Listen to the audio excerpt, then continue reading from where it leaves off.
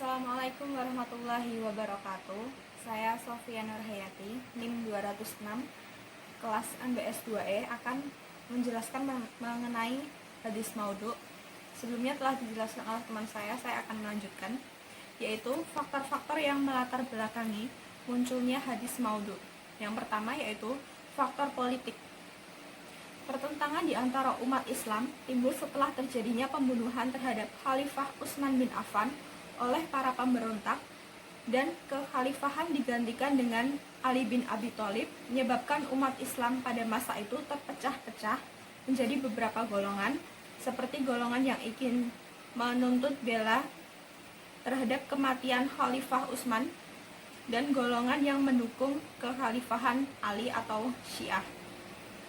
Yang kedua, faktor kebencian dan permusuhan. Keberhasilan dakwah Islam menyebabkan masuknya pemeluk agama lain dalam Islam. Namun, ada di antara mereka ada yang masih menyimpan dendam dan sakit hati lihat kemajuan Islam. Mereka inilah yang kemudian membuat hadis-hadis maudhu. Yang ketiga, faktor kebodohan. Ada golongan dari umat Islam yang suka beramal ibadah namun kurang memahami agama.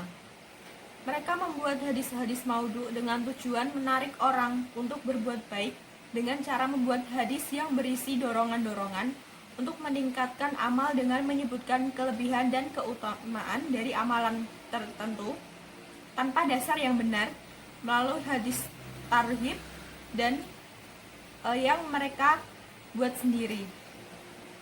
Yang keempat, fanatisme yang keliru. Sikap sebagian penguasa Bani Umayyah yang cenderung fanatisme dan rasialis telah ikut mendorong kalangan Mawali untuk membuat hadis-hadis palsu sebagai upaya untuk mempersamakan mereka dengan orang-orang Arab. Hadis ini dibuat oleh pengikut mazhab yang tidak mengangkat tangan ketika ruku. Yang kelima, faktor popularitas dan ekonomi. Sebagian tukang cerita yang ingin agar apa yang disampaikannya menarik perhatian orang, dia berusaha mengumpulkan orang dengan cara membuat hadis-hadis palsu yang membuat masyarakat suka dan tertarik kepada mereka, menggerakkan keinginan, juga memberikan harapan bagi mereka. Hukum meriwayatkan hadis maudhu.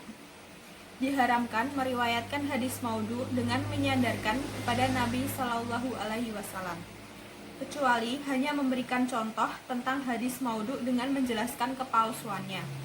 Karena meriwayatkan hadis maudhu adalah suatu bentuk dusta kepada Nabi. Keharaman meriwayatkan hadis maudhu ini berlaku pada semua keadaan, baik yang berkaitan dengan hal hukum, targhib atau dorongan kebaikan, ancaman keburukan, juga yang berkaitan dengan lainnya. Kemudian cara mengetahui hadis maudhu.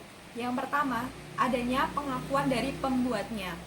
Yang kedua, maknanya rusak dalam arti bertentangan dengan Al-Quran, hadis mutawir, dan hadis sahih.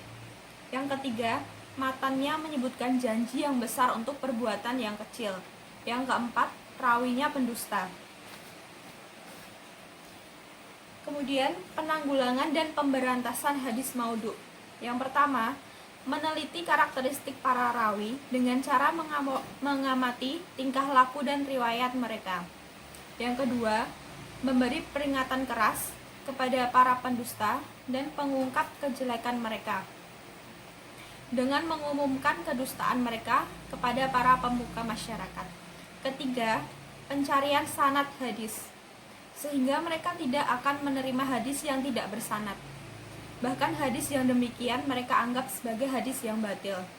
Yang keempat, menguji kebenaran hadis dengan membandingkannya dengan riwayat yang melalui jalur lain dan hadis-hadis yang telah diakui kebenarannya. Kelima, menetapkan pedoman-pedoman untuk mengungkapkan hadis maudhu.